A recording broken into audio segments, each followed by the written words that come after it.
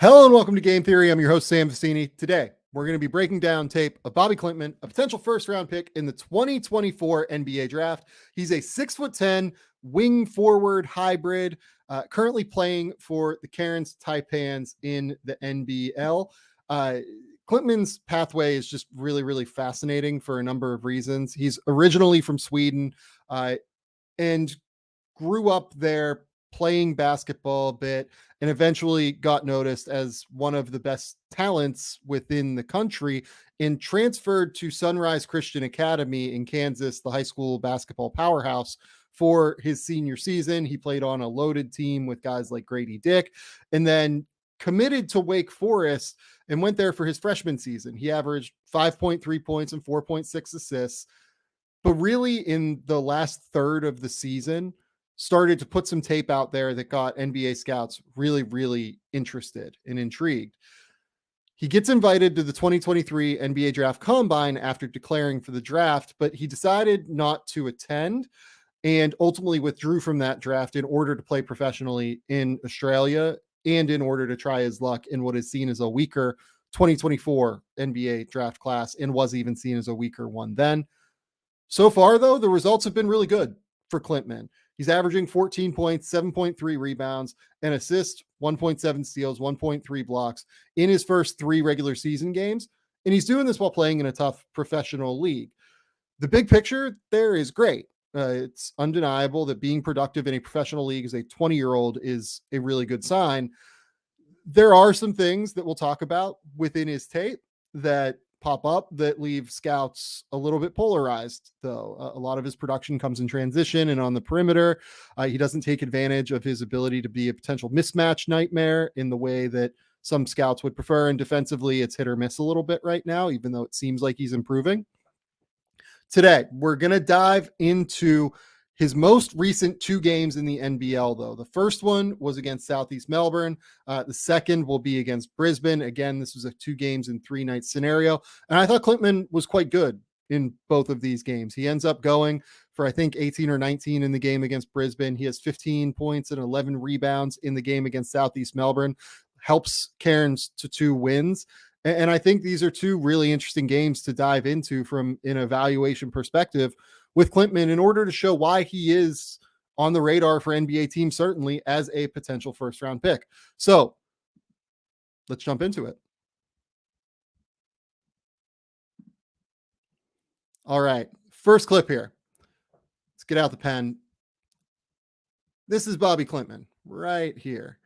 As you can see, big 6'10" guy standing out on the perimeter. This is typically where possessions start for Bobi Klintman, either out on the wing or in the corner, especially in the corner for the most part, as we'll see. First thing to notice here, he is being guarded by Owen Foxwell.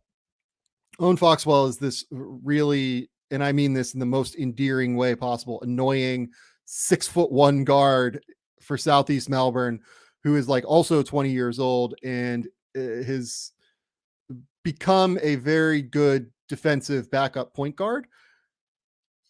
Southeast Melbourne decided to guard Bobi Klintman with Owen Foxwell. And what you'll see in this first quarter, I don't think Klintman quite knew how to manage it in a positive way. He looked a little bit out of control in the first quarter. I thought he struggled a little bit defensively in the first quarter.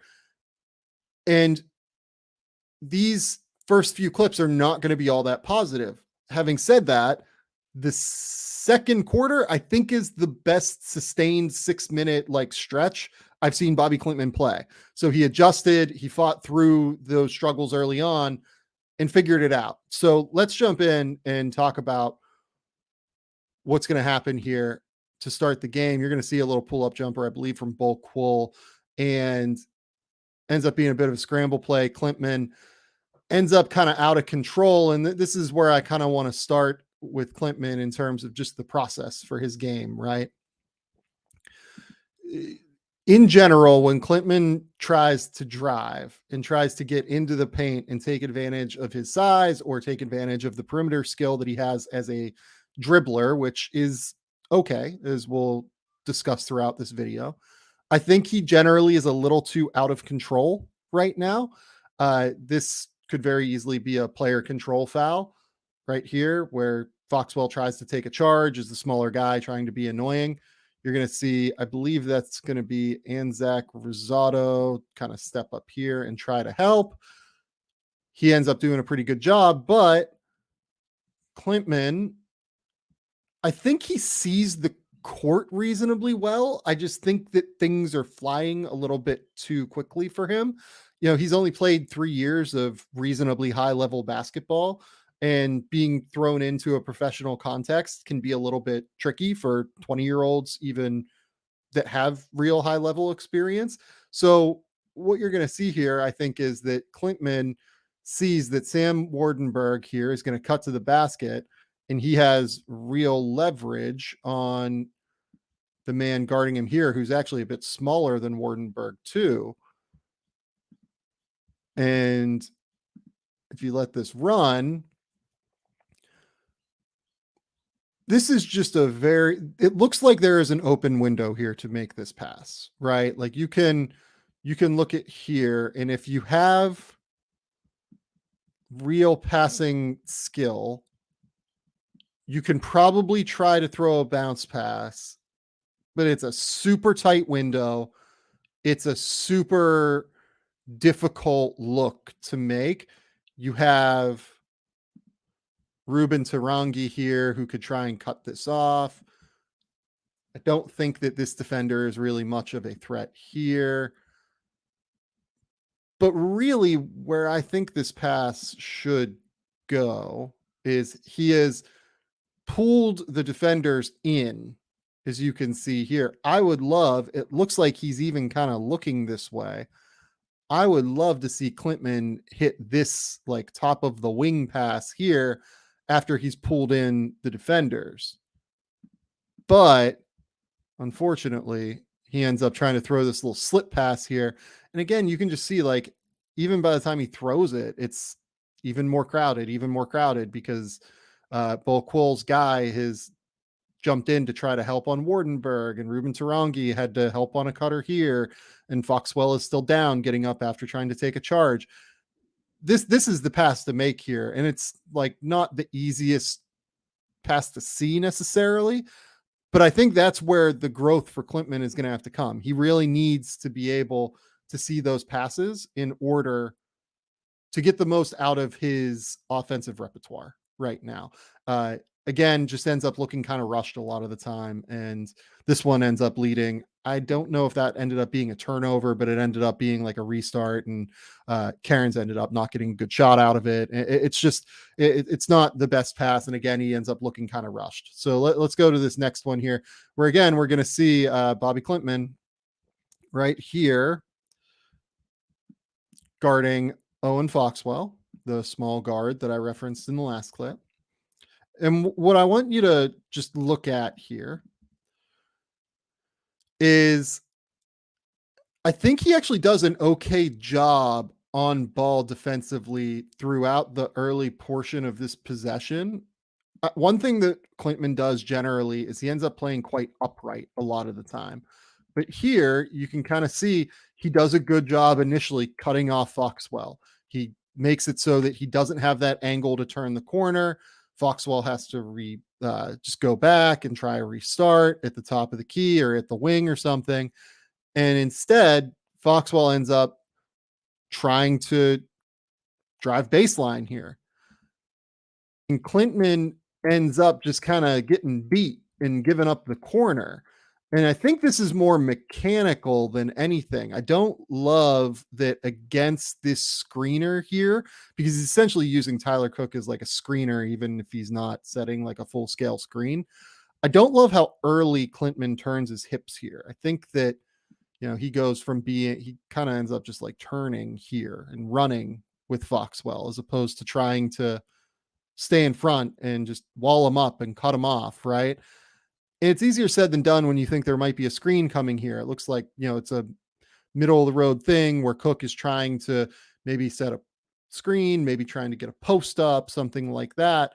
But I don't love Klintman turning and running and giving up the corner here. These are just little mechanical things that Klintman is going to have to improve over the course of his time in Australia in order to keep playing consistently. If he keeps producing, it's not going to matter, at least in terms of play time. But these are the little mechanical things that do consistently pop up in Klintman's tape and that he needs to continue to showcase improvement with.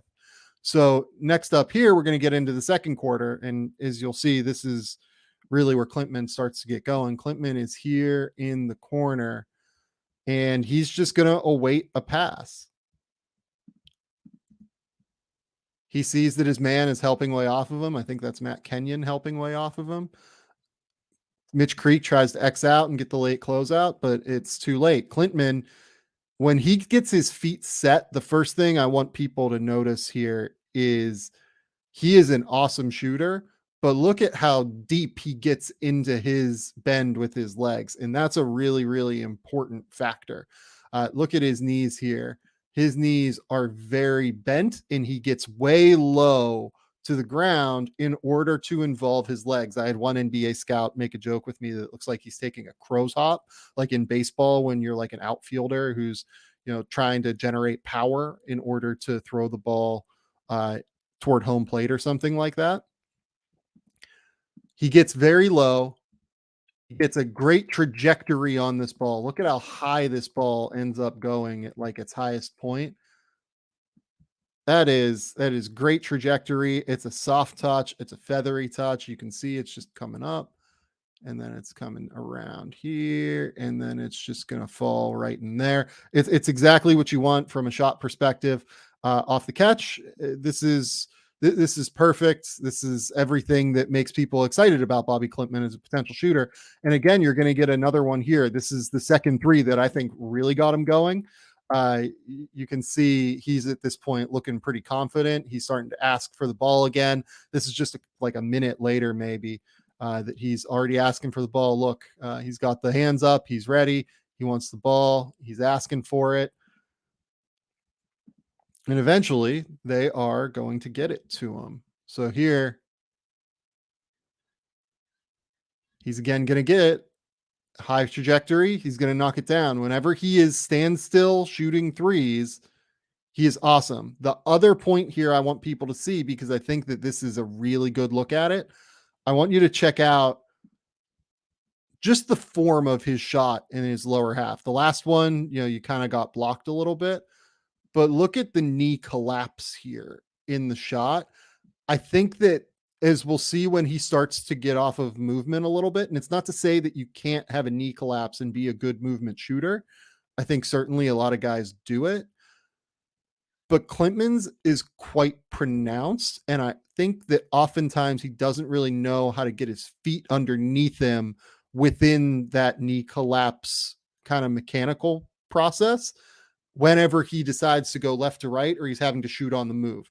Having said that, Klintman, is an awesome standstill 3-point shooter. I totally believe in that skill set for him. I think he will knock those shots down. And again, high trajectory, great release, shoots it up over the top of a 6'6", 6'7" dude in Mitch Creek. Like, that's a shot he can make, and he's starting to feel it. He starts talking to his teammates. He's smiling. Now, next possession down the court, right? He's guarding Mitch Creek. Mitch Creek was a finalist for MVP in the NBL last year. Mitch Creek is a really, really good basketball player over in this league. And you're just going to see he gambles to start, but then just stays in front of Mitch. He sits down, really guards him. And then I think that's Matt Kenyon trying to drive and get baseline, and he just comes for the awesome weak side shot block from behind. So again, look at how low he is. Here, he goes for the gamble. He walls up against a guy that's really tough and physical. Mitch Creek is going to get into your body. Mitch Creek and Tyler Cook in the game they played before this one, like, fouled out almost all of the Perth front court. Like Alex Sarr, Keanu Pinder, all these dudes fouled out against Perth because of how Mitch Creek is able to like really get into your frame and be a tough physical dude. I love what Klintman does here. He just stands him up. He beats him to the spot. And then he doesn't quit on the play. You can see right here, he realizes that I think that's Wardenberg who gets beat here baseline. And he's just going to go for it. He's going to go for the block. I love the wherewithal, and I love the defensive playmaking instinct that he has. When Klintman plays off of just instinct and just lets it roll, and it doesn't look like he's thinking like too much out there from time to time, that's where he's at his best, when he's just going out there and like rolling a little bit. It's when I think, he has to start, processing a lot of things at once, or when, I don't want to say when things aren't going well, but like maybe when, for instance, in the first quarter, I don't think he gets down on himself either. I think he's fine. It's just that you can see that it's an avalanche that starts rolling downhill with Klintman. When things go well, they continue to go well for Klintman. This next play is a really fun defensive play too, where Klintman is going to end up getting this pick six and dunking. But I just kind of want to call out all of the moving pieces here for Klintman. So here is Klintman in this back corner. He doesn't leave this back corner until he has to. But I just want to call out a few quick little like complicated things that are happening here for a younger player. So you saw there that Tyler Cook, he just went and set a screen for Mitch Creek, and he is kind of diving to the rim a little bit. So this is who I'm talking about here, Tyler Cook. He's going to dive to the rim, and he's going to kind of loop back here to the dunker spot, right?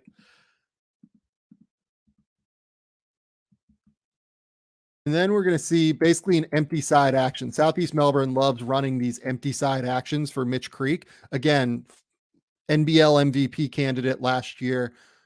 Physical, tough, plays like a bully ball style where he's going to try and put his, left shoulder into you, driving from that right side, empty side of the court. And then he's going to try and spin back and get to his left a lot of the time. And he's just so good at it that he's capable of doing it. So in these moments where they empty out that side of the court, defenses, this is a cul de gac here, I believe this is a cul de gac. They really have to kind of, you don't want to say sell out, but they have to send help, right? And Gack here, I've lost my pen, does have to be available to help in case Creek gets there. He doesn't quite go that far, but you can see he's paying attention there. So what that means is that Klintman has to be responsible for tagging Tyler Cook. This is Tyler Cook here. So he just ends up rolling down onto Cook. Really, really smart. But as he does that, as Klintman rolls on to Cook here and tags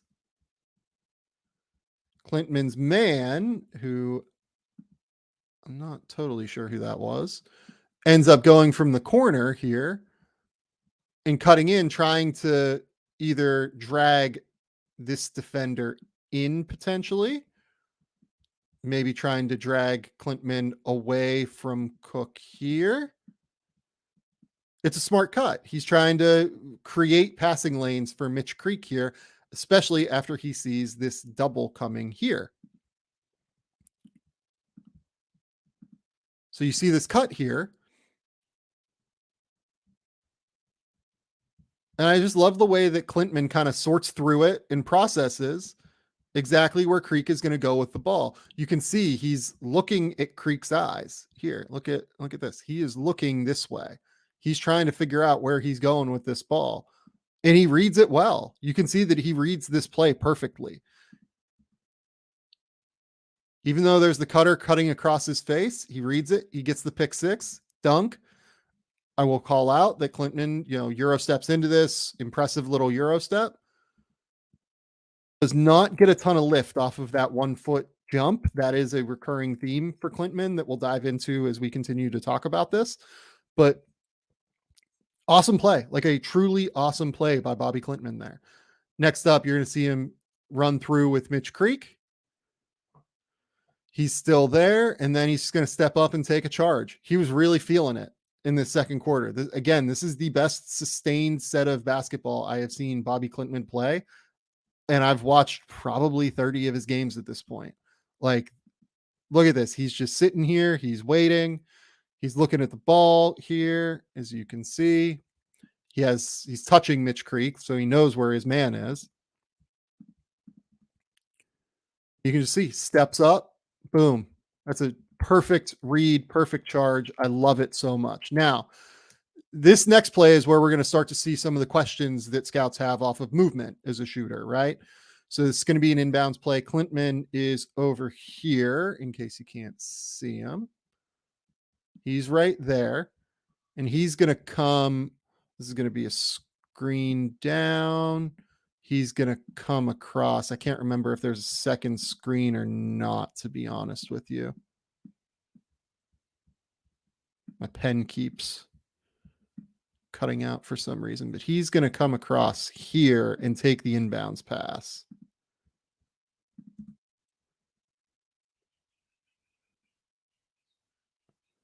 And you can see that the lower half is just not quite as engaged whenever he is shooting on the move. It ended up being a little bit different than what I thought it was.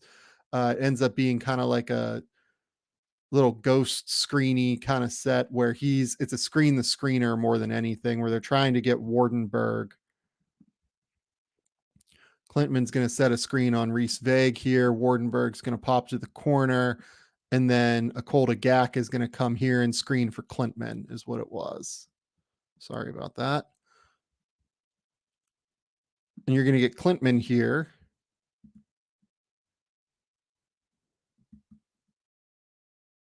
Again, big knee collapse here. But what I want to point out generally within this shot is that I don't think his weight is all the way underneath him on this. And you can see in how much power he is generating. Again, big time knee collapse. And look at how his like body is contorted in this shot, right? Like he's trying to get that like power through his right half, but the left leg actually isn't generating any power here, in my opinion, because it's all the way out from outside underneath his base. Like he's not generating anything from that. He does not have a base with his left foot. His base is really only coming from the right leg there. And that I think is why you're going to end up seeing throughout these clips a lot of Klintman's shots on the move end up falling short. I think that he's just not generating enough power there. And by the way, you can see it here. He ends up missing this shot, but just look at how much cleaner it is for him whenever he can just get to a shot on the standstill. The left leg is out, but it's there and it's able to actually generate power. You can see that he has some sort of force coming up through this left leg here before he releases the ball. Obviously, a little bit more is coming from the right leg, but the shot just looks way cleaner. And this is something that Klintman absolutely has to clean up before he gets to the NBA. There is no question about that. For him to play in the NBA, he has to be able to shoot somewhat off of movement. It's just the way it works in the league. So now we're going to go to the third quarter. Overall, though, great second quarter for Klintman. I think he had like 9 points, and I think I even like didn't include one transition play. Like he was really quite impressive. Klintman here is cutting to the rim there in this clip. He's going to come through the play. And we're going to see some of the finishing concerns start for Klintman here. I want to point out, I love the movement off ball from Klintman. I think this is probably the place where he has improved the most, in my opinion, throughout the course of this season so far in Cairns compared to the college tape. He's going to come across. He's going to think that it's like a real chance. He's just going to get this catch and shoot three. And then when they throw the ball to Akolda Gak, he's just going to come up and he's going to loop around and try and get to the rim. That's a lot of movement. He's working hard. He's trying to create a shot. He's going to get the ball like here or so.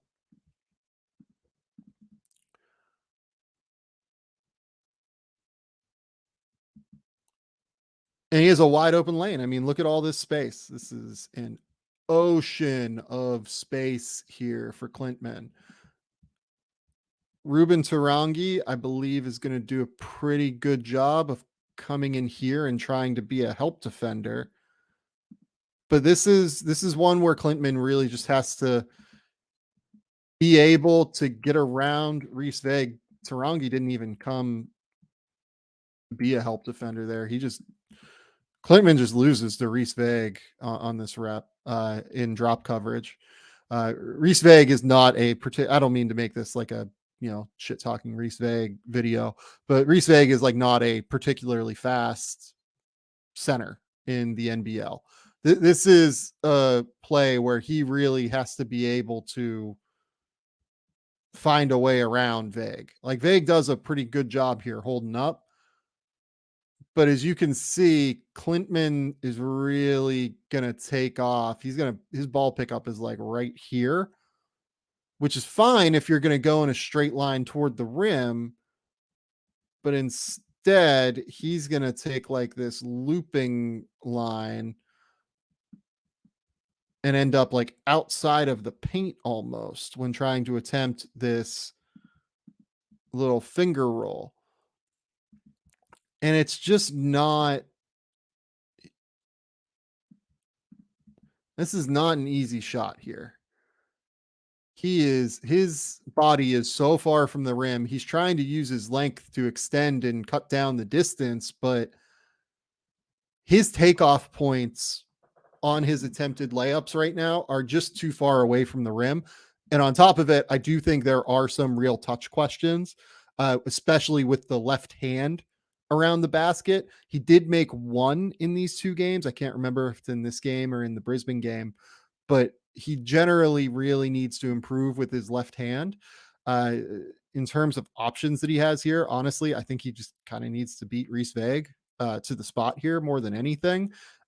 Easier said than done for me, like, in my office, but that's, kind of what an NBA prospect would do there with that kind of space. Like, I think he would just be able to beat Reese Veg off the bounce. Klintman's young, and I think that in general, his ball skills will continue to improve, but this is the kind of play that, gives scouts pause. He needs to showcase real improvement as a finisher around the basket. I think that his footwork here just leaves a lot to be desired. Again, ball pickup is like right there. There's one step, there's two steps. I love that he's trying to go off of one.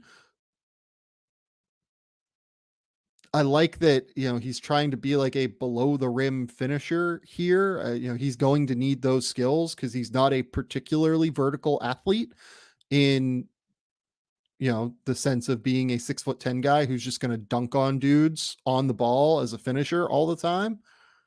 I think, like, honestly, he's probably like a below average vertical athlete in terms of explosiveness up toward the rim in tight contested areas as a on ball finisher. But this is just one where he ends up throwing up a wild one toward the rim, and that can't happen all that often. So here, Klintman in the corner.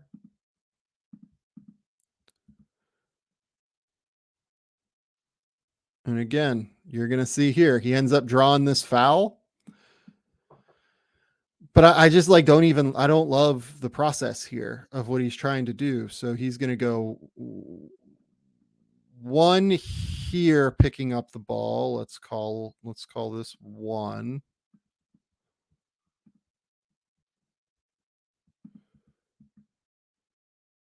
He's going to take two here.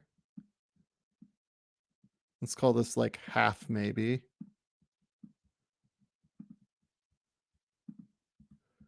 And he's going to try and get it back to his right hand because he just missed that lefty one.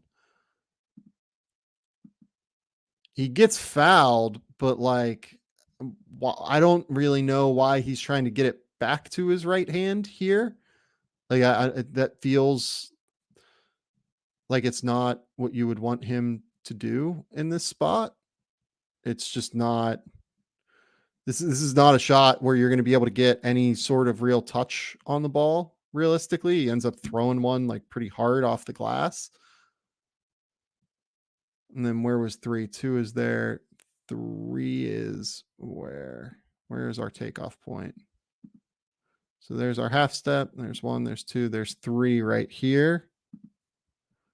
This is the takeoff. It's very far from the rim. That's very far from the rim. That's like 7 or 8 feet away from the rim.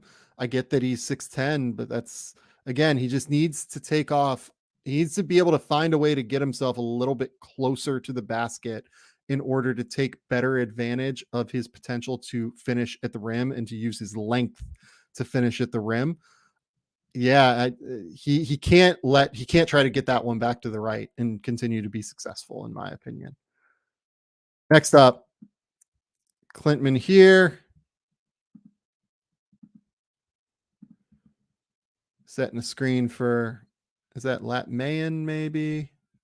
He's going to get to the corner, and it's going to be kind of a pick and pop scenario here, right? Where he's getting forward toward the rim, but then getting back out here. And again, this is just kind of a misfire, it looks like, on the shot. But the thing I wanted to point out here is the trajectory. It really flattens out. Remember how before we saw Klintman really get that like deep crow hop-ish kind of load into the shot from the corner. In this one, he doesn't get quite as deep, and the trajectory flattens out, and it ends up being kind of a line drive toward the rim. There is some real trajectory based concern for Klintman where it's not consistent enough, I think is what I would say. Now we're at the 114 mark here. Again, going to drive to the rim. The thing I wanted to point out here, he gets fouled, kind of smokes the layup, again, displaying like a real question in terms of left-handed touch. But I think this is a really positive one. So he's going to drive. Remember how we said like the takeoff point needs to be closer? This is one where the takeoff point is closer. And it's in part because Cairns ran a really fun, like inverted kind of screening action here. Well, it's not even inverted because is that Wardenberg?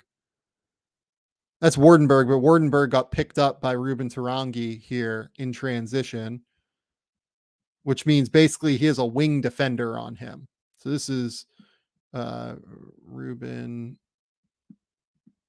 This is RTR, let's call him. And Tarangi is like a solid NBL player. He's like a starter in this league, but he's 6'6", 6'7", and having that smaller guy picking him up in this ball screen coverage situation here with Owen Foxwell, by the way, this guy here again is back.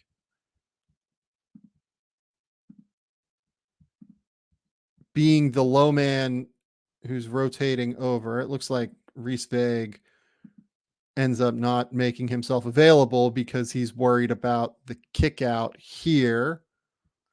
So Reese Vague is here. He's worried about the potential kick out here, which means as I think that's Sam Menenga cutting through the play.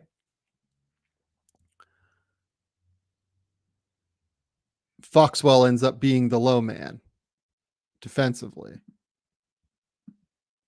So let's shoot through again. Look at where the takeoff is. So this is the gather. This is one right there. 2 right there.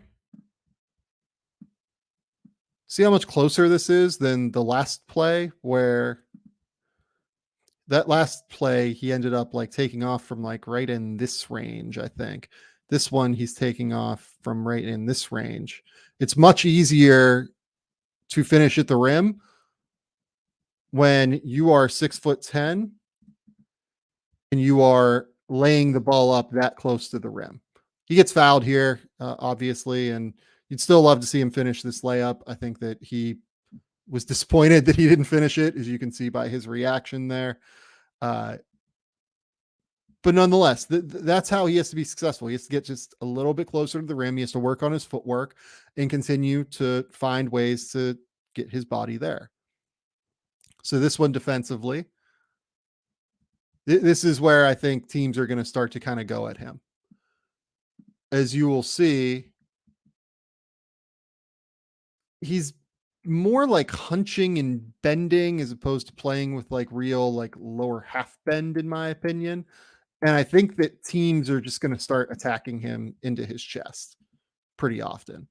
He ends up fouling here. I mean, he can complain, but like the arms kind of come forward there. Mitch Creek is, again, probably the best foul drawer in the NBL. So, expert level, you're dealing with a real issue there. But I think that's going to be what teams try to do. I think that if I was a coach in this league, which I'm definitely not, I would be trying to run actions like this, where I try to get the guy guarding Klintman downhill going toward him like this, where you can really feel like Creek is going to be able to get the pressure. He's getting the ball coming downhill to his right and trying to go into Klintman's chest. And in this one, Klintman kind of like grabs him to start, it looks like, and ends up fouling him. So now we're into the fourth. Klintman coming through to the corner here.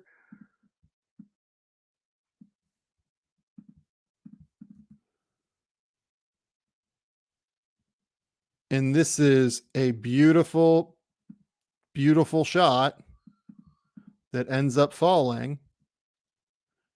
And yet again, I want to point out that this trajectory is not as high as what the first ones were. So we have the trajectory differences here. And again, look at his base. And I know he made the shot, so don't kill me here. But this is really tough. It's really tough to live when you're starting your shooting motion and your left leg is all the way out here and you're only generating power basically from your right leg. Again, like look at the body contortion here. Like that's not going to be a particularly balanced shot. He ends up getting into like reasonable alignment, which is good. But again, the super knee collapse here, I want to point out again.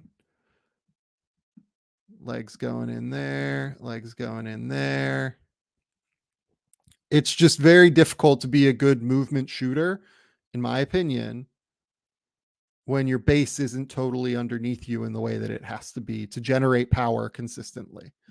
You look at a lot of the best shooters, there are shooters that certainly have the knee collapse, right?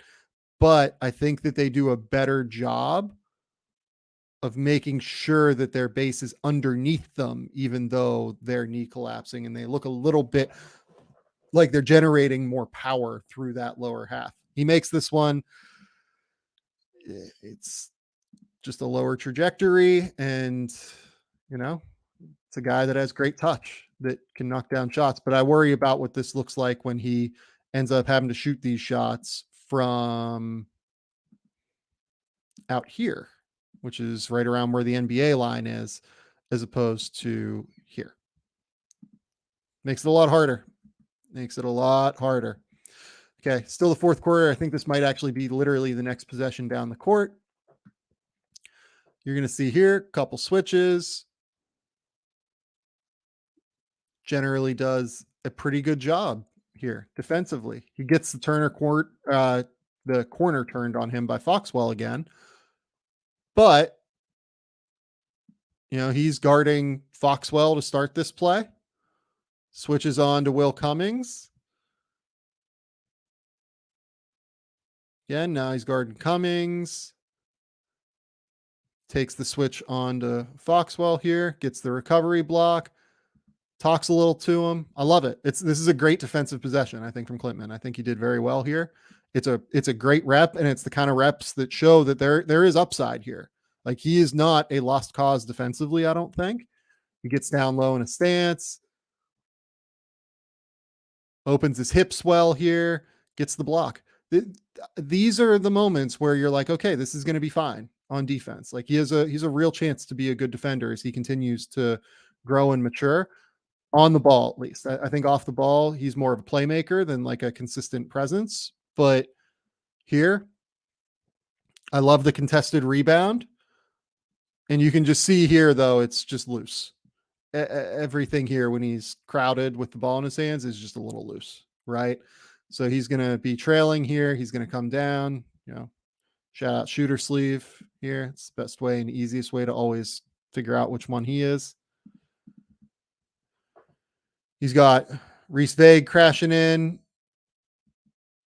He's got Ben Air crashing in, and then he's dancing with the ball like he's a creative mind as a ball handler. Like, I think in general, he has like something of a creative basketball mind.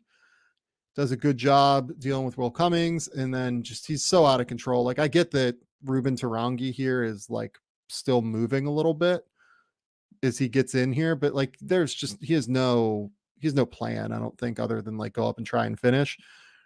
Wasn't a great last moment to finish that game on, but in general, Klintman again, 15 points, 11 rebounds, really helped Cairns to a big win there against Southeast Melbourne.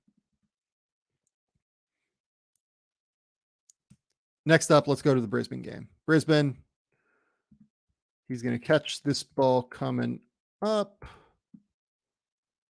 right? So he's kind of behind the play here. He's going to come up and kind of loop around, I believe.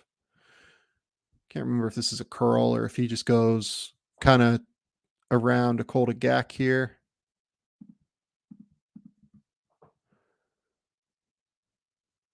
Ends up being a curl left-hand finish. This is the one I wanted to note from earlier. Again, look how close he gets to the rim here. Adam Ford, who is, for my money, one of the best coaches here in Australia, especially from a development perspective. If you look at what he does for younger guys, you talk to people around here, it's just clear that Fordy is like an absolute stud in terms of like development and getting guys better. He's been using Klintman a lot in these kind of, okay, let's get him the ball going downhill in different actions, right? So this is an inbounds play where Kolda Gak is setting this screen here. I think he's being guarded again, small by Rocco White. Or no, that's not Rocco. That's Isaac White. Isaac White is the former small Stanford point guard for the college hoops heads out there. He's going to come around. He's going to loop around. He's going to get this shot at the rim. But again, look where the takeoff point is.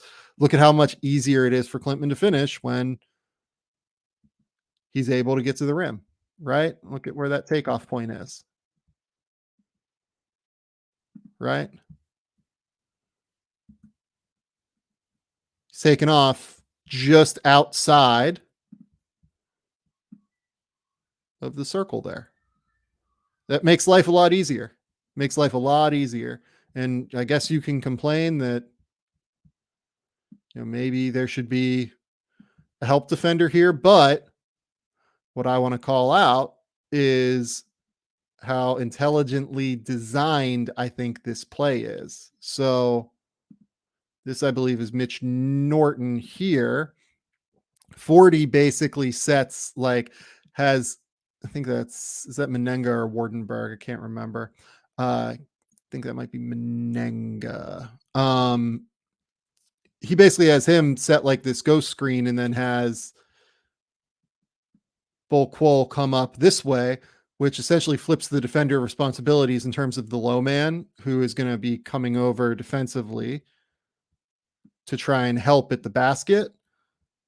It's going to end up being Sam McDaniel here, whose responsibility it is, but this is a hard rotation. When you have no help on the backside, Wardenberg can step out and shoot if he wants to. It's a really, really hard guard there. I love the design of this play. I think it's really, really smart on the backside here to have this little mini flip action between the two uh, players here and exchange them. Creates just that little momentary lapse defensively.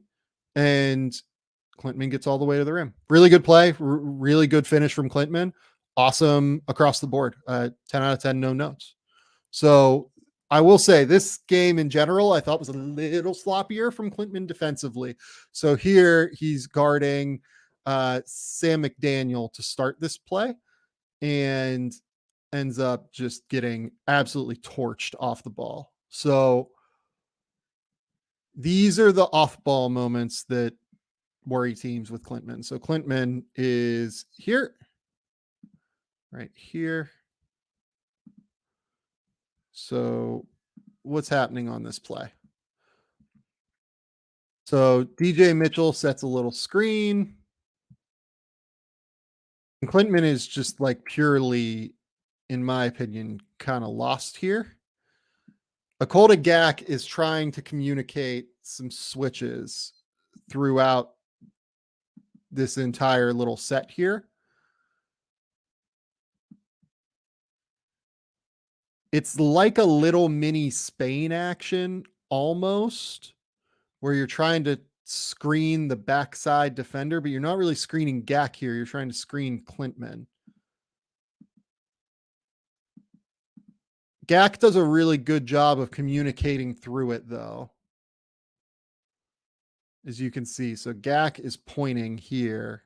I think he's pointing to Klintman, basically saying, take the guy that ends up on the top here, it looks like, which I think is going to be McDaniel. I think he's saying, just fight through this and go, and we'll take the exchange. I mean, he's looking at Bobi here, it looks like. I think, I'm not positive, you'd have to ask them for sure to know that he is communicating through this and saying to get through this screen action and to take Sam McDaniel, even though a lot of the time Cairns ends up running, switching on ball defenses. Cairns does tend to switch a lot of on balls, but I think that what is happening here is Gak is communicating, you need to get through this and stay attached to Sam McDaniel. And as you can see, that follows with what ends up happening here, because McDaniel shoots through here, Klintman shoots through here, and Gak and Patrick Miller guard this as a normal ball screen now, right? And Klintman still just never gets reattached to Sam McDaniel. He ends up kind of tracking the ball the whole time. You know, watch Klintman's head here. His head is pointed toward Nathan Sobey on the ball. Shout out Nathan Sobey, who is the leading scorer in the NBL right now. Takes a quick glance back here that you'll see.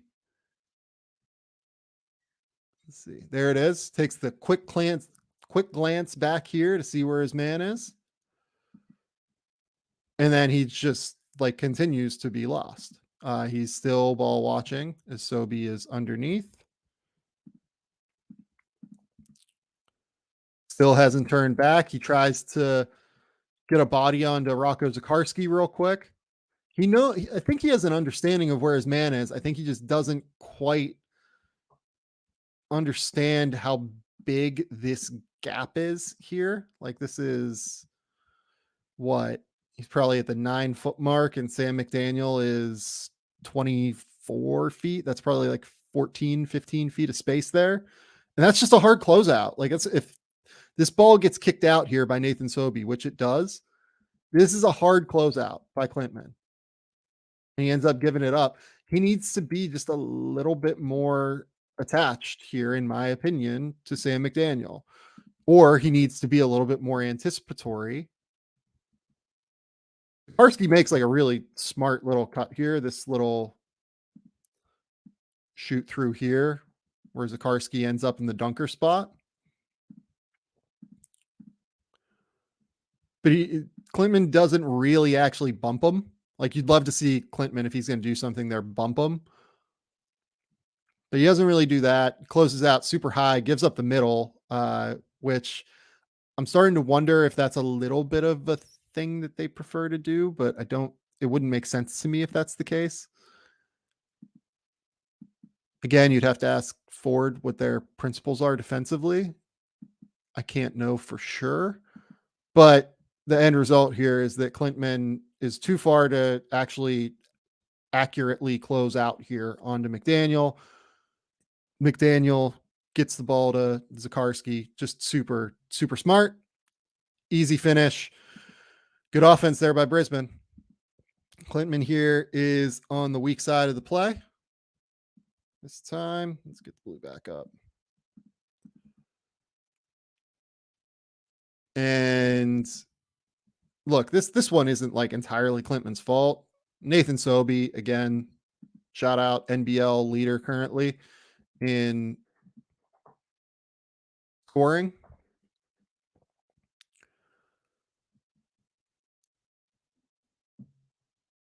This is just a really, really good little empty side pick and roll action. And the real problem here is that they have had to. Well, I would like to see Taj McCall pick up. Well, actually, there's this little screen here at the top. Oh, man. Sam McDaniel. You guys know that meme where Jonah Hill in Moneyball is talking to Brad Pitt and he is saying that, Billy, this is Chad Bradford.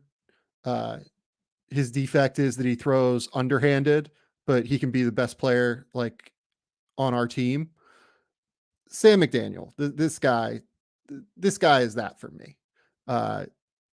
His defect is that he can't shoot really, but he's just one of the most undervalued, underappreciated players in the NBL.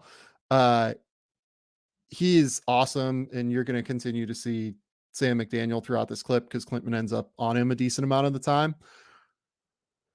Look at this awesome screen here, just at the front. This ends up being, I believe, where McCall had to pick up somebody late here in transition who ran down the court. So Akolda Gak is like trying to recover back. McCall had to pick up, who is that? I'm not sure who that is, to be honest. It might be Mitch Norton real quick.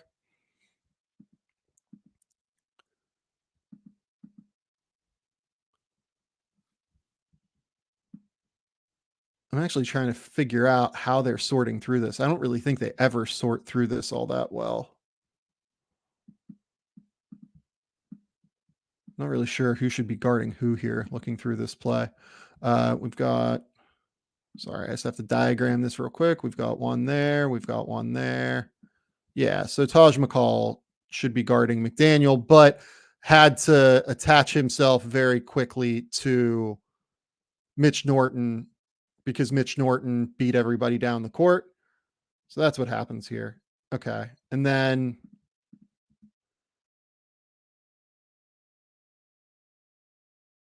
McCall sees this screen coming here. The whole thing, though, is set up by this early McDaniel screen where they have to call out the switch early because of this high screen here by McDaniel. Sobey is going to go around, and now because they switch most on balls, especially with perimeter guys, this is now Taj McCall's man here. He has to step up here, and it's just a very far difference to cover. He does. Taj McCall is an awesome defender. I would never. Taj McCall is fantastic. Again, another just awesome NBL player. The reason this is such a hard second screen here, though, for Akolda Gak to manage, and I'm realizing that this was not Mitch Norton. Mitch Norton is over here. This is DJ Mitchell here. DJ Mitchell is a real shooter. It's really, really hard for Akolda Gak if they're not going to switch this side ball screen, which it looks like McCall does not want to switch it. really, really hard for a Kolde-Gak to just leave DJ Mitchell in any way, shape, or form, which is why he ends up kind of staying here, and also why, and now we're getting to the meat and potatoes of this whole video, Klintman needs to be here, is the weak side defender. It's a long rotation. It's not a super easy rotation. I get that, but he really needs to be available here. He really needs to be able to cover this ground here, especially given the fact that he's starting in the paint and not really guarding Mitch Norton, who's not a shooter that you're all that worried about. He recognizes it early. You can see here, like, there is time for him to go up and try and block this shot. And instead, he just ends up letting it go. He kind of needs to contest that, I think. Like, truly, he needs to contest that and force this ball here.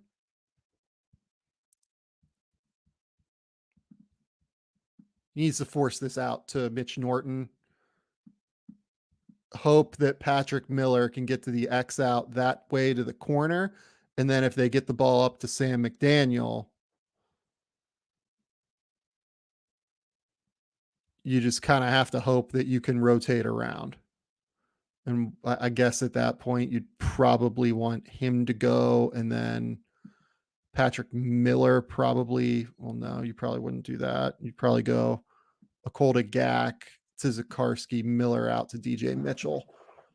But yeah, it's not an easy rotation, but it's one that Klintman really has to make here. And he ends up just kind of Oleing him to the rim. All right, Klintman here. Again, guarding Sam McDaniel in a fairly complicated screening action. They end up switching this one. He fouls Sobi here, I believe, is what the call is. But again, just corner turned on him, right? Like, this is not ideal here. They switch it. Sobi just kind of puts him to sleep with this little nasty inside out dribble, which I don't know if you could tell the first time. Ends up fouling him with that little lower half shove. Sobi's been a really, really tough guard this year. Really, really tough guard in the NBL. But again, this is one where Nathan Sobi is like not NBA fast, right? Like, Nathan Sobi is a great NBL player. He's not really an NBA player, much as I love and respect his game. This is one where Klintman like really can't fall asleep and end up having to bail out foul, or frankly, like just give up this little pass here to Rocco. NBA guys are faster. Needs to be a little bit better. So Klintman here again, right here. He's guarding DJ Mitchell this time. Switch. And just gets beat again by Chris Smith. The positioning on these switches from Klintman is just not quite good enough. In my opinion, he gets absolutely torched here on this crossover. Look at this. He is in like pretty okay guarding position for now. And then you're going to see him shoot all the way over there and open up this driving lane for Chris Smith to shoot through right here. The on-ball mechanics just need to really improve. There's not really another way around it. Not another way around it in these screening actions. So here, Klintman is strong side corner. Let's get the blue back up right here. Strong side corner. And he's late on the tag. Garden Rocco White here. Isaac White. I don't know why I keep calling him Rocco. Isaac White here in the corner. He is the weak side man now. I know it said that he's the strong side man coming in, but once Shannon Scott gets this ball and is going downhill this way, and you see Tyrell Harrison set this screen, So Harrison's going to come up and set this screen here. Shannon Scott's going to come and try and get downhill here.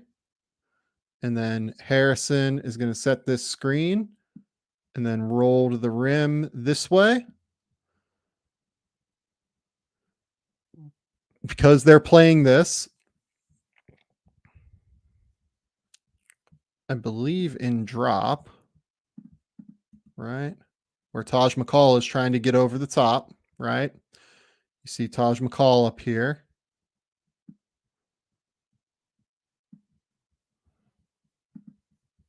Taj McCall is, let's use a different color. Taj McCall is this guy. And he's fighting over the top of this screen here. They're playing drop. The big has to cut off Shannon Scott's angle here. Tyrell Harrison is rolling to the rim here. That means Bobi Klintman has to be available here as the tagger onto Tyrell Harrison. And he has to be there a little bit earlier than what he is. So let's watch this in full as we come through. As you can see, that might be, is that Josh Roberts maybe is the big here? Right here. Oops. Harrison sets the screen.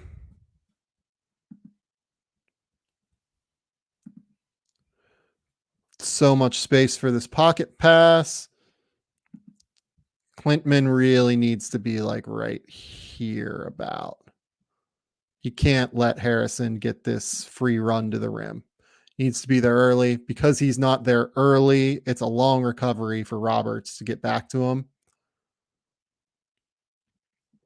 And it ends up being a foul. Foul shots, not great. Not a great defensive game from Klintman, unfortunately, throughout the large portion of this one. Here.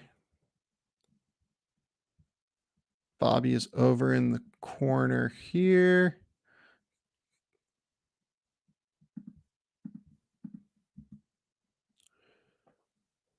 They set a screen and he just gets downhill, but a good block there from Klintman. Now, again, that's Isaac White coming at him. But what this shows is that Brisbane was straight up just attacking him at this point, in my opinion. I think Brisbane got to the point where they were just like, we're just going to go at him almost every time with the ball. So what is this play? So they're going to run just a little mini weave at the top where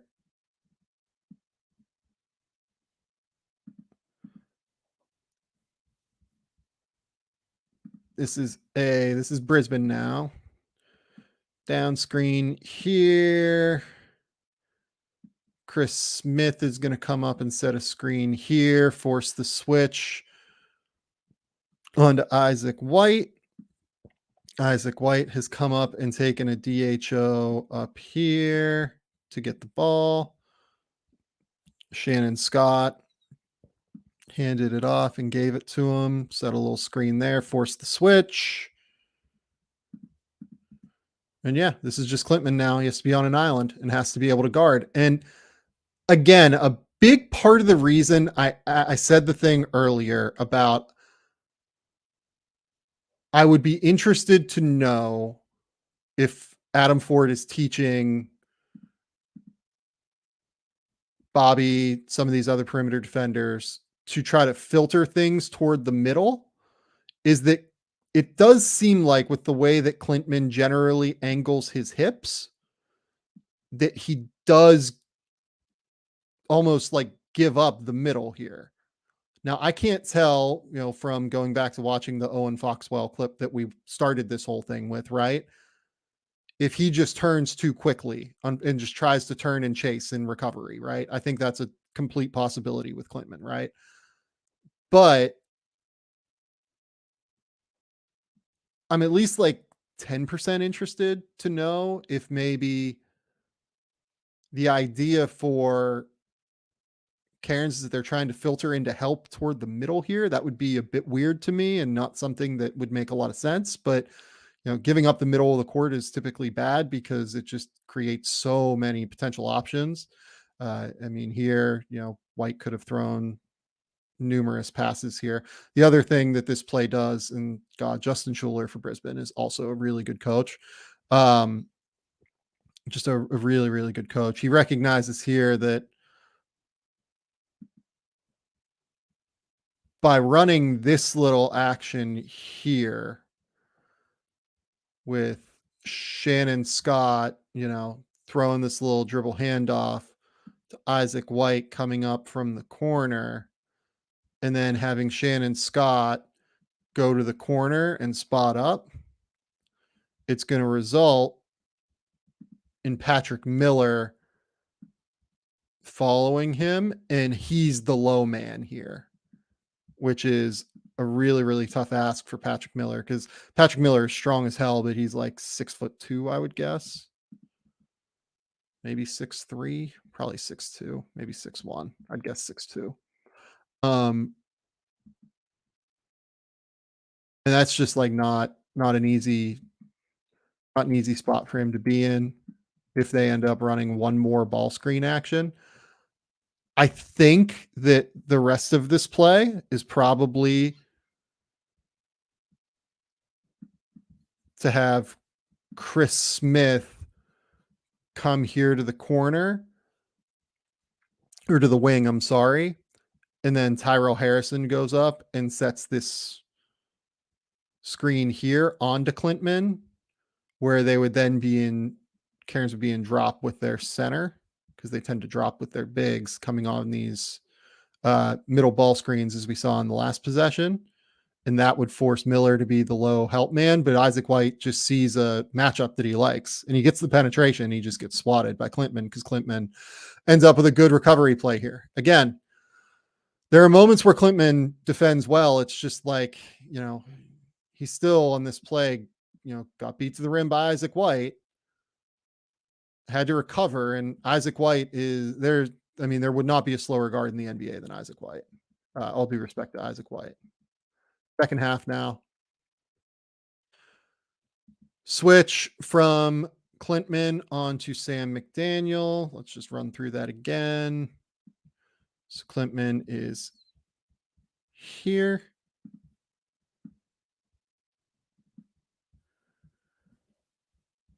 They're just going to run a little screen action here. Screen up top. They're going to switch it.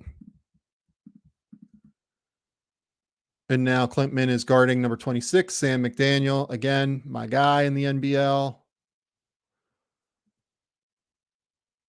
And he just totally loses track of him for the box out. Absolutely loses track of him for the box out. And it ends up in a Tyrell Harrison dunk. So this is one where Klintman has to be available here. He has to know where Sam McDaniel is.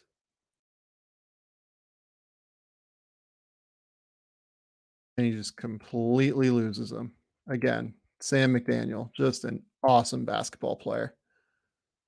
Yeah, not ideal. This one here, again, we've seen this play already in this game. And I like the vision, to be honest. This is the same play they ran to start the game, right? Where you're going to see get the pen out. Down screen here. Klintman's going to come around. They're going to get him going to his left, and he's going to curl and try and finish the rim, right? And again, I want you to note another piece of this that is really smart by Adam Ford. Notice who the corner man is. It's either going to be, if they want to run some sort of like weird exchange, it's either going to be Chris Smith or it's going to be Mitch Norton. So they have essentially two smaller guys here where Mitch Norton, if they just decide to keep Bulk Wool in the corner, Norton's going to be the low man who has to rotate across, or it's going to be Chris Smith. And Chris Smith is not as big as Bobi Klintman. Just a really, really smart design here on the play. And they run that little exchange again in the back. Where Bull Quoll is going to come up here. Screen there to confuse the defenders on who the low man is.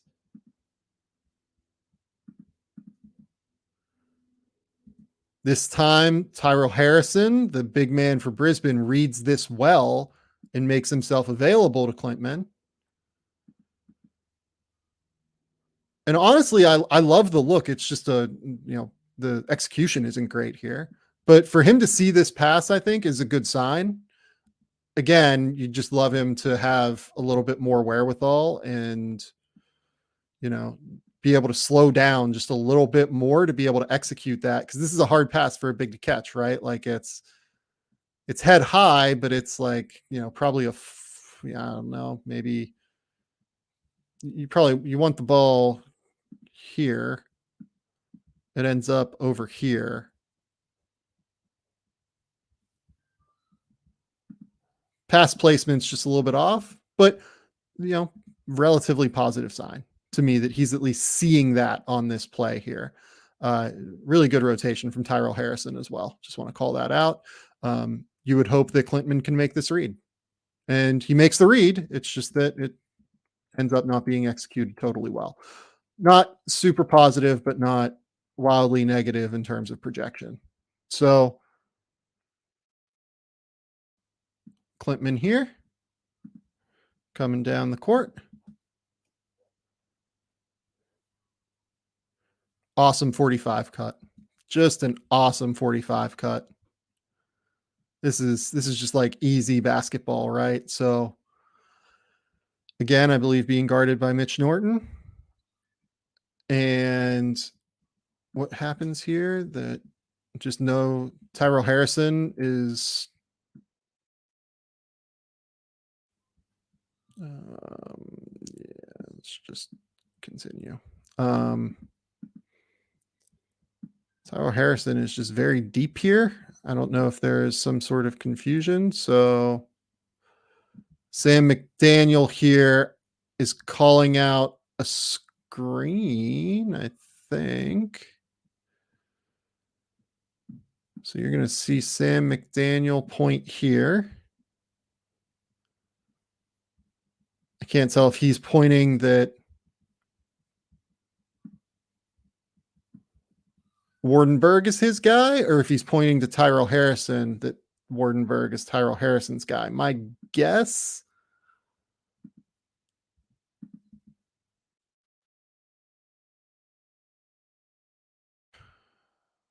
my guess is that he was trying to communicate to Tyrell Harrison to pick up the trailer so that he could deal with this exchange, and Harrison never picked it up. And because of that, Mitch Norton ended up having to help, and Klintman recognizes it. And as soon as Mitch Norton goes,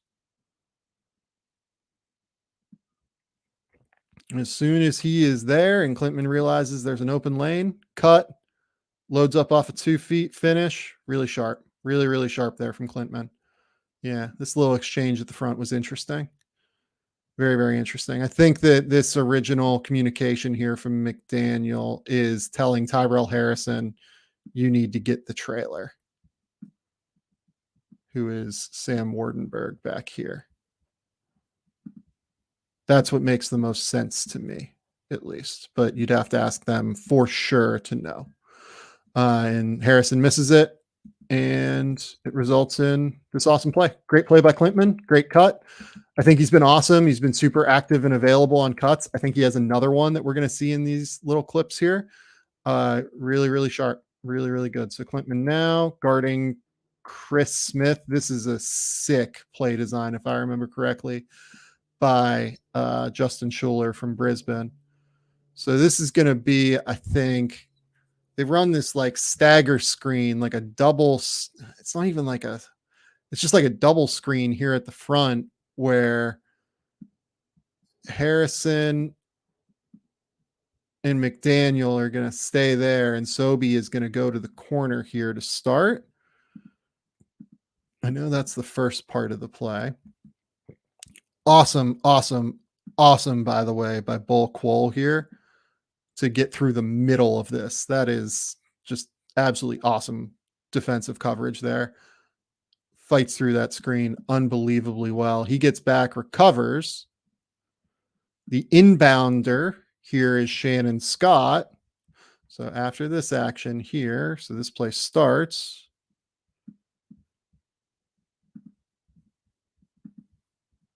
With Nathan Sobey coming around here. Shannon Scott is going to come off of screeners here to go get the ball from Sobey if that three-pointer isn't there. Let's just get rid of those. So he's going to come. They're going to turn here. At least Tyrell Harrison's going to turn here and set the screen on Patrick Miller so that Shannon Scott can come get the ball. Shannon Scott comes to get the ball. They have Sobey come from the corner back around here. And then look at this whole thing. Tyrell Harrison turns his body. Sam McDaniel, by the way, is stationary this whole play. And then on the backside of this action, you're going to have Chris Smith come up to the wing. This is a sick play from Justin Schuler. This is an absolutely sick play. And Klintman just doesn't stay connected enough, ends up in a Chris Smith mid-range jumper. Just watch this whole thing again. This is absolutely awesome. This is absolutely awesome from Justin Schuler by Brisbane. Sobey gets it. Just look at the two guys in the middle screening the whole time. It's just such a fun play. Such a fun play. And by the way, after that last screening action, you finally see what McDaniel and Tyrell Harrison do. McDaniel vacates to the corner. Tyrell sets himself up in the dunker spot. It's just that's so hard to guard. But I don't think Klintman here does a good job. You notice how I called out Bull Quoll getting through those middle two screening actions exceptionally well to start. Yeah, Klintman goes all the way around, doesn't take a great angle, ends up behind. Chris Smith stops. Klintman ends up, giving up, this much separation because Klintman's like way back here on this play. He's not even closest. That's a Kolda contesting. Yeah, just didn't stay connected enough, didn't trail well enough on that screening action. And it looked like Chris Smith just like caught him the whole way. I mean, Klintman's just ball watching the whole time. I love this little shove here by Chris Smith, just to get that little initial separation. You can see here, shove, gives him the little like offensive lineman punch almost out. Get him up out of the paint, creates all this separation here. And then from there, it's a really, really tough assignment to get all the way back in front, but I don't think Klintman does it well enough. He needs to be just a little bit more physical on that first move, and then needs to be able to lock and trail better on guys like this. Tough shot, makes it. Next up, Klintman, corner. Get into the fourth. Klintman had a good fourth quarter in this game, if I remember correctly, so we're going to finish a little bit better than what we started. Lifts from the corner up to the wing. And again, just a fantastic cut. Gets fouled. I just love the way he recognizes when to 45 cut to the basket. So his man here, Mitch Norton, or is that, it might be Isaac White, actually. I think that's Isaac White. His man here, as we've been mentioning throughout, is the low man. So look how available Isaac White here is onto the roller coming downhill, right?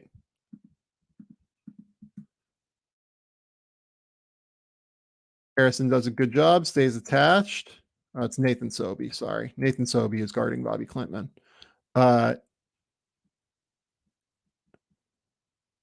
Sobey is ball watching. Klintman sees his back turned.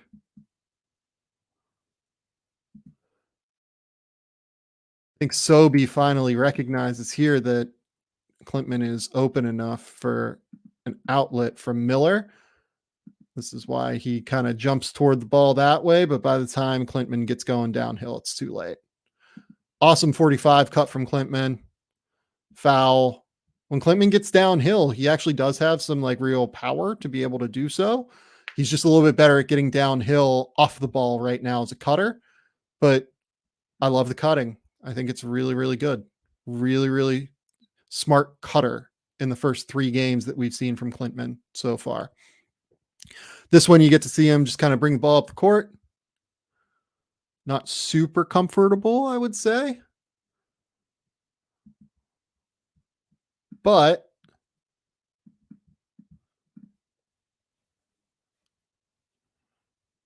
gets the job done against tough defender in Shannon Scott. Shout out Ohio State. Gets the ball back to his point guard, does just enough.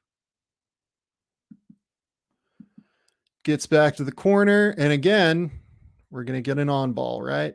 This is an on ball. They have to run drop because Tyrell Harrison's in the game for Brisbane, that is. Shannon Scott has to tag here onto, I believe that's a Kolda Gak again, diving to the rim. Kolda Gak is this guy here, and he dove to the rim here. That's why Shannon Scott is this far in. Because Wardenberg, if he's not there, this is just a lot of pressure on Shannon Scott. If Shannon Scott is not there, let's rewind just a touch.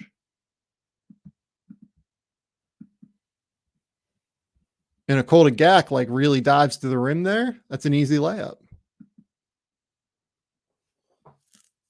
Instead, Klintman gets the open 3. Again, stands still, takes it off the hop, loves to take those shots off the hop here. Not like, you know, the body is just so contorted on some of these, right? Like, but I love how he catches here. I love gets his body into alignment, finishes high, great trajectory on the shot. It really does come down to trajectory for Klintman. Like if he gets his lower half involved, he's a really good shooter. Klintman here is in this back corner. You can't really tell yet. I'll just, you can kind of see him. There he is. That's him. Klintman's in this back corner here. Again, Sobey is just playing off of him for reasons that are kind of unbeknownst to me, to be honest. I'm not totally sure why he's playing that far off of him. I think it's actually, I think I do know why. No, I don't. They were playing a little bit more aggressively. I do know that. This is, as you can see, 52 seconds left in the game. They were playing aggressively, trying to get steals. Sam McDaniel actually got one at one point. I don't think we're going to see that in this highlight package. But again, just an awesome cut to the rim. But they catch him a little bit late, first and foremost. Patrick Miller, you'd love to see him hit him right now. Gets it to him a little bit late. This is a hard pass, obviously. I'm not saying that Patrick Miller can like make this pass, but he probably should be able to make this pass, to be honest.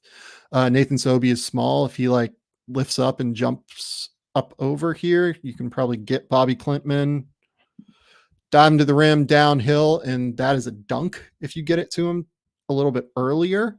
I love the wherewithal from Klintman to make this cut. Eventually gets the ball to him. But again, this is just where the processing, in my opinion, starts to come in. 5 seconds left on the shot clock. This is not like the easiest play to make, right? But I mean, you'd love to see him get the ball to Wardenberg here, right? Love to see that. That'd be great. It's there. Wardenberg can shoot that shot. Instead, very crowded paint. He's got 1, 2, 3, and now he's being guarded by the biggest guy, who is 4, who is Tyrell Harrison, who's a legitimate 7'1" guy.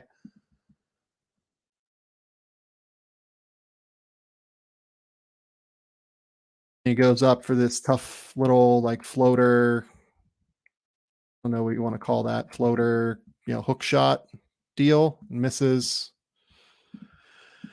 Yeah, I mean it's not ideal. You'd like the real play there is you'd like to see him get the ball earlier on his cut. I think he made the right cut. It's just that, again, when he's in that little crowded area, it's not the easiest play for him. All right, next up, he's forced to guard Nathan Sobey here. Not an easy matchup. Switch. And I grabbed this because of the great defensive rebound. Great contested defensive rebound here. That is a tough assignment for him against Tyrell Harrison. And that is his assignment, to block out Tyrell Harrison here, because they switch this action. Sobey is driving to the rim, and he has to get in front of Harrison here while also being able to cut off the potential for a pass to the roller. He stays in front. Harrison, again, 7'1", big dude. He gets the ball. He ends up with the ball. Just awesome work from Klintman here. He's a tough rebounder when he wants, like, he's a really tough rebounder, I think. He goes and gets the ball. And then he outlets it here. And then this is the final play, and this is just so sick from Justin Schuler with Brisbane. And it's sick by Cairns as well for the way they defend this. I want to shout them out here too. So what this play is, I'll let it run through to start.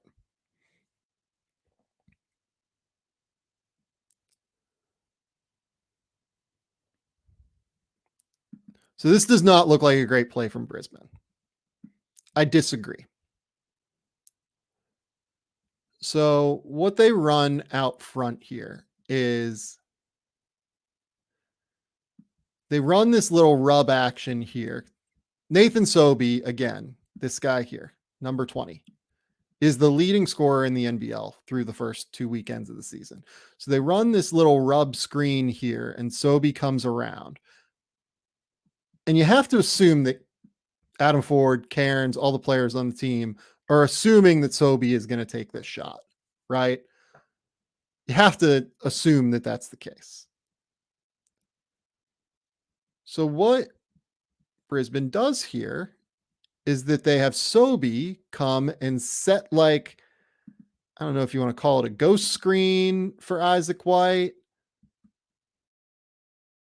but it's like a little mini exchange where it's almost like Isaac White is setting the screen to get to the corner here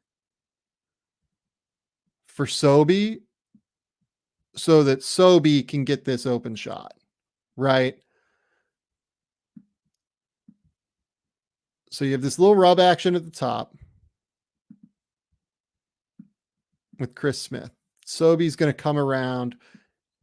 Let's remove that one. Sobey's going to come around here and like kind of go this way.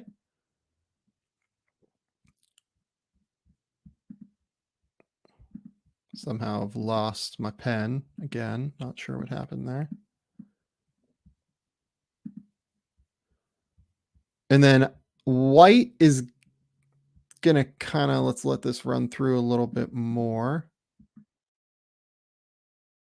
White is going to come here and set like a little kind of almost like a ghost stutter screen and then come up here to this play.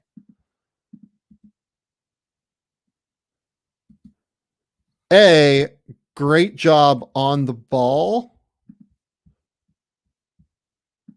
by Akolda Gak. Does a fantastic job making it so that Mitch Norton does not have a clean inbounds pass right at the top here to Isaac White. And then B, what I think is the play of the game here. So Taj McCall knows they need a 3. So he just decides to peel off. He realizes that in the corner here, because of this little rub action, like little ghost, whatever you want to call it, by Isaac White, and then shoots up, both Cairns defenders which include Bobi Klintman here, go to Nathan Sobey, because of course they go to Nathan Sobey. Look, they're both here. That leaves Isaac White just about wide open. Klintman ends up sprinting up to the top to him. And the reason that Isaac White ends up not getting an open shot is Bobi Klintman does a really good job. After that initial miscommunication by Bull Quoll and Klintman here, does a great job recovering. But B, look at this little peel switch here by Taj McCall, recognizing game situation. This is Taj McCall. He's guarding Chris Smith here. Score is 86 to 89. They need 3. They don't need 2. Taj McCall recognizes game situation incredibly well here. Peels off of Chris Smith. Right now and just goes to Isaac White. This is awesome. This is a great play by Brisbane that honestly probably could have worked. And it's a great play by Taj McCall to peel off and lead to that missed shot. Run it through one more time just so you can see all the moving pieces here. Great play by Nathan Sobey. Or great play to try and get Nathan Sobey a shot. So here we're going to have Sobey come kind of around here, go to the corner. We're going to have Isaac White kind of come around here, set like a little mini screen, then go this way.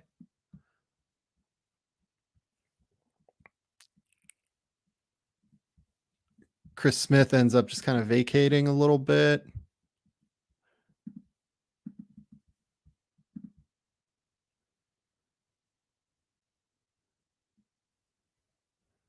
And a great play by Taj McCall. Now, one last note here on this play before we go. And I know that I'm like not talking about Bobi Klintman anymore in this video. That's about Bobi Klintman.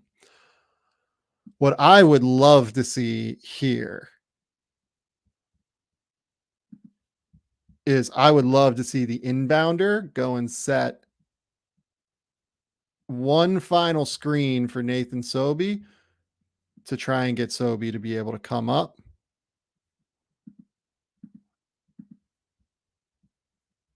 And get one final look at it. So like if you imagine Mitch Norton comes down, screens Bull Quoll, and they have to exchange one more time. My guess is that it doesn't matter because I'm guessing a Quoll to Gak, who is this guy here. And I've lost my pen for some reason. Who is this guy who's guarding the inbounder? My guess is that he just stays there and tries to shut off the angle to Sobey. And I love that Quoll to Gak is shutting off the angle to Sobey even as it is, not knowing what's behind him with Isaac White. Trying to make it so that he can't throw that cross corner miracle pass even if he wants to.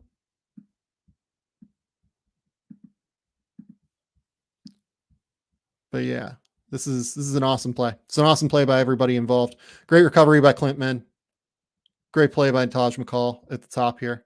All around, just really, really good action and really good game. 89-86. Cairns wins. Bobi Klintman helps lead Cairns to multiple wins over the course of 2 weekends. You know,